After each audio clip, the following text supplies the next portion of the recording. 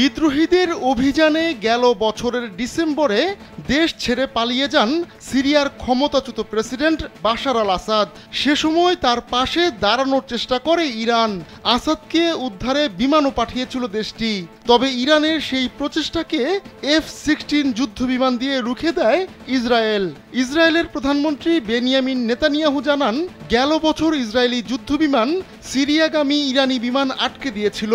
তারা সিরিয়ার তৎকালীন প্রেসিডেন্ট বাশার আল আসাদকে সহায়তা করতে পৌঁছাতে চেয়েছিল।